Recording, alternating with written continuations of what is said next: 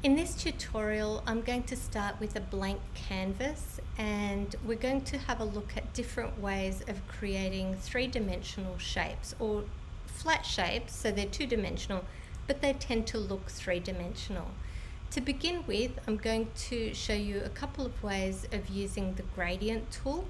So we're going to start with a new layer over on the right, layer number 1, and I'm just going to call it wall 1. So I can hide my background layer, and let's have a look. I'm going to use the rectangular marquee tool to denote the area.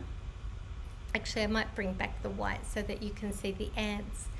I'm still on wall number 1 layer, and you can see my ants are marching around. What I want to do is find my gradient tool. So over here you've got your paint bucket tool, but if you hold your paint bucket tool down with your left mouse button, you'll find the gradient tool.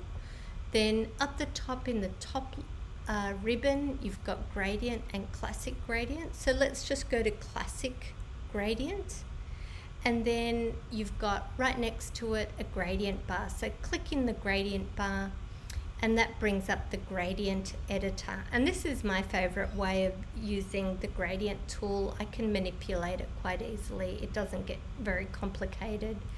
To change the colors in the gradient editor, you can either choose one from the default options in these folders, or you can go down the bottom here, click on what's called a stop, and then click the color option, and you can change the color of your gradient. So click the stop, the editor,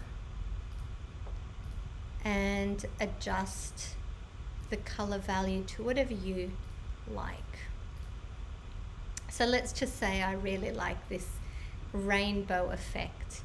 Now you can move those stops around, and you'll notice that when you click on a stop, you get these little white or semi-transparent diamonds forming.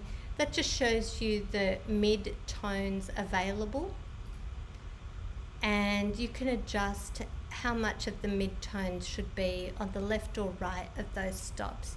You can also delete some of these if you don't like them. So click the color you don't like, and if you hit delete on your keyboard, it will get rid of that color. Or if you are getting really frustrated with it, you can just move those stops right over to the right and to the left, or bring them back out. You can also add extra stops by clicking just below the gradient bar, and then you can go ahead and choose new colors. So I'll just add a few extra colors so we can see what happens. So if I'm happy with this particular gradient, I say yes, that's terrific. I might want to keep this for later, so we can go new, and it will create a new file for me. So you can see that it's adding my new little swatch to the gradient folder. I'm going to say, okay, that looks good. Click on the left with my mouse button and drag to the right. Now, the line that you can see, I haven't released my mouse just yet. As you can see, it's pretty wonky at the moment. It's a couple of degrees off the horizon. So to keep it to 90 degrees, you need to hold Shift on your keyboard, release the mouse first, and then release the keyboard. And that's your gradient.